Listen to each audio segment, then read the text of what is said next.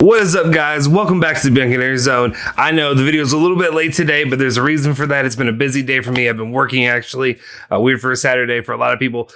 Anyway, we got your news to fill in. Don't worry, because we got the latest news that's coming your way. So we'll actually be able to tell you everything that's up to date and get it out to you now. First off, we're talking about the Kaio Jorge situation. This says he's very close. Actually, he's basically done. Done deal. And then we've got the Locatelli Juventus situation. It's a, ever-going saga, ever-going drama, whatever you want to call it, a soap opera, if you will, going on. And then, of course, we'll talk about it. We talk about Pjanic.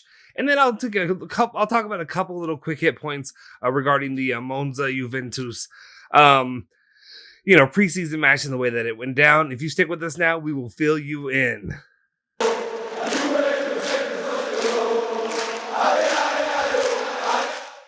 Ciao ragazzi, welcome back to the Bianconero Zone. My name is Justin Sofro. Today is, it's Saturday, July 31st, 2021. Let me make sure with my watch. It is July 31st, 2021. It's been a busy day. I've been working all day. I've been up all night and then up all morning, and then throughout the day working, so I've lost track of time, whatever's going on. So I apologize to everybody, all of our loyal subscribers, that the video's late today, but because of that, you get the most up-to-date information.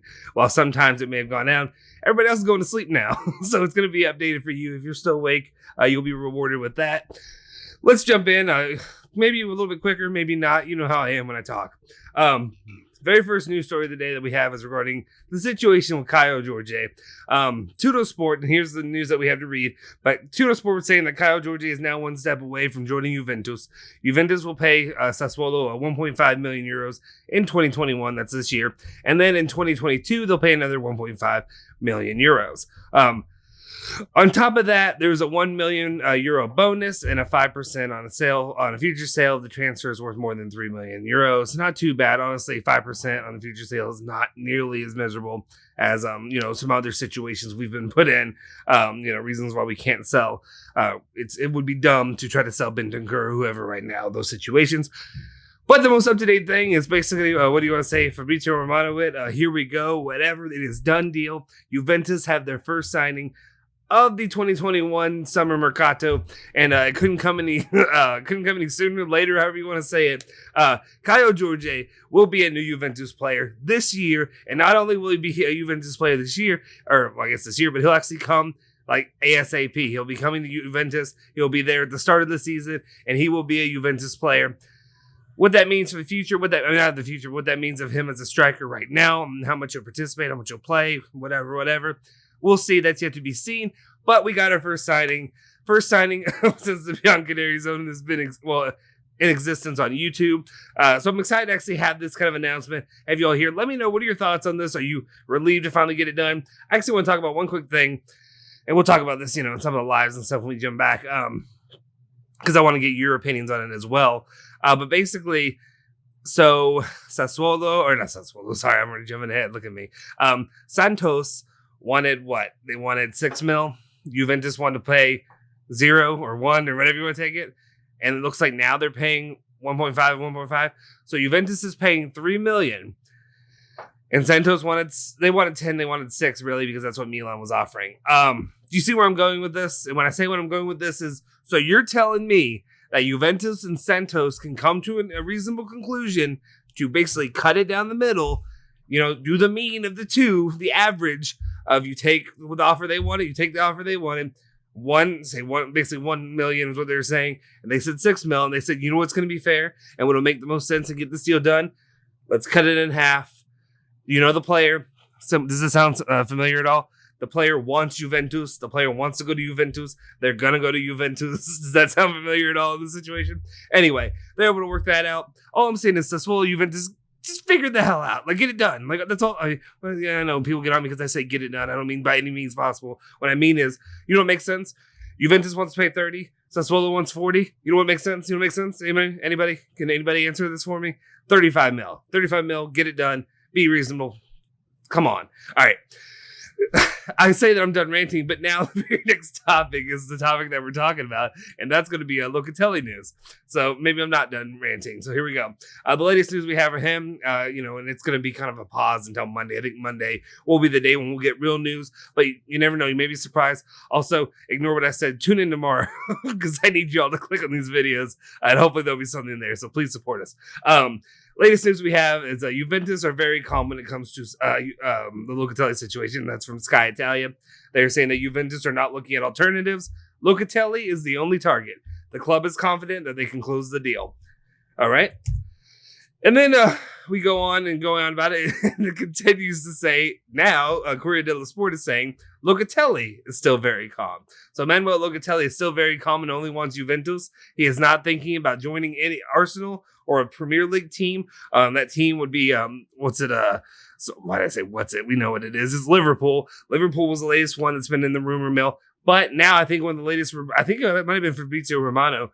Correct me if I'm wrong. I probably am.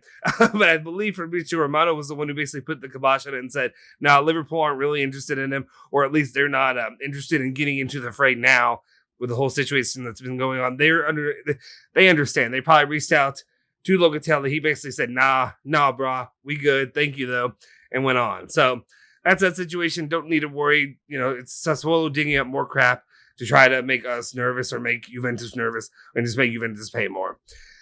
And then we have Di Marzio with the final update, basically just saying a new meeting for Locatelli. The parties remain firm on the positions of the last meeting. The only real change was the lowering of the future percentage from 25% to 15%, but this is likely to be just a detail. The clubs will meet again in the coming days.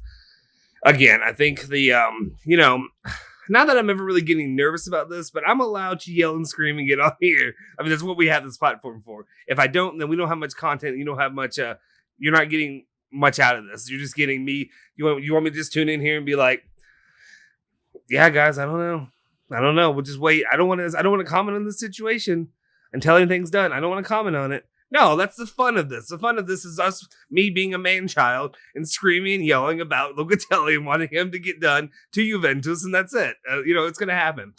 Anyway, as it stands right now, Locatelli, the deal, hopefully, again, I'm not going to say a date anymore when it'll get done, because every time I'm wrong. But for the most part, the next meeting, that'll end up, I'll just say this, the next meeting that'll go into being pushed back even more and be like, there'll be another meeting scheduled later this week. But the next meeting will be Monday. That's August 2nd. The original final date, that they said that basically things should be done by then. So we'll see what happens. That's the next meeting. Hopefully Monday, they can finally sit down as adults, figure this out, realize which is the best for all parties to be able to get this deal done. And then we can stop dealing with this nonsense and focus on real sport. All right, let's move on. The last pre-scripted topic on here is the Pjanic news. And basically, Corriere dello Sport is reporting that Barcelona want to terminate Pjanic's contract without paying him or loaning him out with the wages being paid by the new club, as in Juventus. So he really has to, wait on it because right now, honestly, and there's a reason for this. Nobody else is interested in Pjanic. I understand. Well, maybe Inter. They mentioned Inter. We'll see if that's really a serious thing or not, or if it's just because it's, Juventus's old player and just like they always do, just copy paste whatever Juventus did. Anyway, the situation with this, not really a lot. We talk about Ramsey being the need to be outgoing. I'm not sure if I fully buy into that. Part of me feels like we want Ramsey outgoing. Does he have to be outgoing before Pjanic to come in? Mainly it's because I'm a pessimist and I don't really want Pjanic back. I feel like he's going to come anyway. We'll see what happens. I'm just resigning myself to it. But that's what it is right now. We'll see if Pjanic will actually, end up, I don't want to say breaking down or whatever, but like literally leaving his contract without, with zero, with a big goose egg. We'll see if he does it, if he wants to go to Juventus that bad. But also when it comes to that, does Juventus... Are they willing to sign him? Because I was okay with a loan. I'm not okay with actually signing him. I know you're going to have to give him a pay cut, but I'm not okay with signing him right off the bat. I want to see what he can do if he comes back and he can actually produce a little bit before we sign him up again for a long-term deal. Or not even a long-term deal, just for a deal period, if you're asking me. All right. In the last bit of news I really wanted to talk about was just the Monza Juventus preseason match that we had today. I've been working all day, but I had the phone. I had the game. Thank you. Thankfully I was able to stream it and watch it in my car while I'm driving around, or not driving, sitting still and safe. So I was able to watch it. I didn't really get to go in depth with it. I'm going to watch it again tonight. I'm going to rewatch it to see what little points and things that I may have missed. But basically some of the main topics I want to talk about. Well, first off, you have the beautiful Ranocchia goal at the beginning and the great touch and handle in there. I did not see that. When that shot was taken, I thought it just didn't look like it was going to be, I guess it didn't look like it was a shot on goal. Does that make sense to you at all? Like, I think just the angle, maybe that I saw it at or whatever have you, but it was just perfectly and beautifully. I put that together to perfectly. It was just beautifully placed, perfectly timed. I like what I saw from the kid. I know I said that the first match, I wasn't super impressed with him. I was impressed with his performance when it came to that. And then another one, Sule or however you pronounce it, he was solid. He was solid again. 2 back-to-back matches. Again, I'm not one to really buy into youth players. And when I say that, youth players that are coming into preseason matches or lower competition, they can do something good. Doesn't mean they're going to be, there to, or, going to be ready to step it up and play the Inters, to play the Barcelonas, the Liverpool, the whatever have you. I know I'm just saying teams that I talked about earlier. It's just fresh in my mind. But you know what I mean? Not against the top competition in Europe. So we'll see from him. And then something I wanted to talk about that I was talking with guys with us in the Bianconero zone, and just something that stood out to me that was kind of disappointing. And I know there's a lot of guys who've been pushing for him, and we're probably going to keep him. Or, well, actually, I don't know if we're going to keep him. Now we have the situation where we don't know. He may end up going back on loan because De Sciglio's here. But the Luca Pellegrini, I don't want to bash him or say anything too harsh right now because it was one match. Things happen. I want to see a little bit more before I, am too harsh. But he was kind of terrible. Like, he was bad. He was all over the place. He looked like a deer in headlights. Didn't know what he was doing. Didn't know his assignments. Lost possession of the ball plenty. I wasn't impressed with what I saw from Pellegrini today. And honestly, I think De Sciglio outplayed him. I think De Sciglio was the better player out there on the field today. Let me know your thoughts. Is there something that I missed? I was working during this while I was watching it. Juventus is my job, 1A or 1B, I guess you want to say it. 1A is my paying job. But when it comes to this, that's what I was paying attention to. Let me know what you thought. Was there something I missed? Did he provide something that maybe I, didn't see? I'm going to rewatch it tonight, let you know my thoughts again. I'm sure Julian and I will talk about it Monday.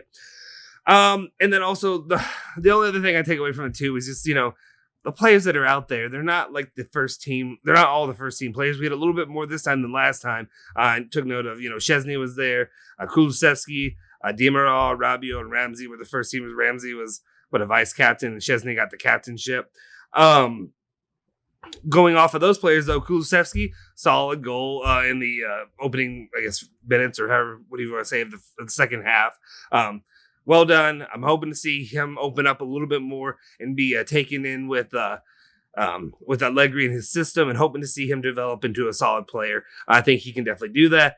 Demiral was a little bit quiet, but I guess there wasn't a lot going on there. I didn't really, at least nothing that I noticed.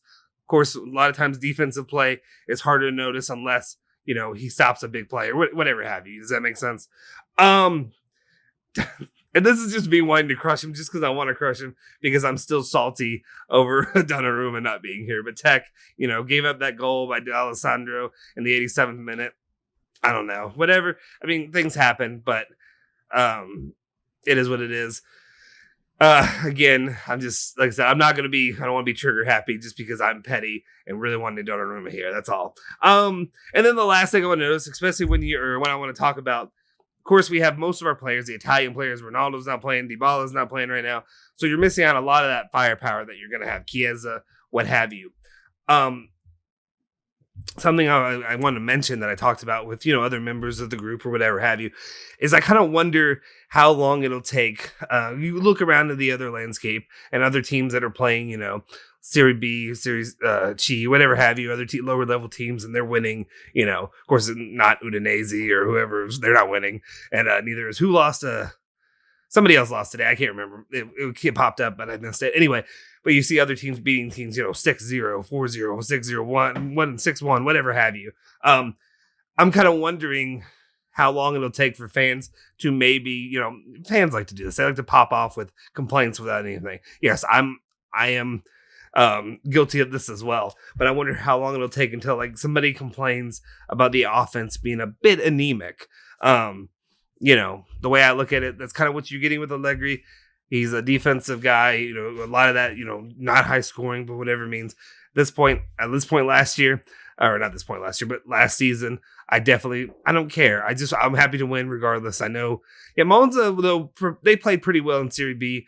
They didn't have Balotelli or whoever with them. Not that Balotelli really did much for them. But they were up there and competing to being promoted to Serie A. So I'm not going to act like this is, the worst team in the world.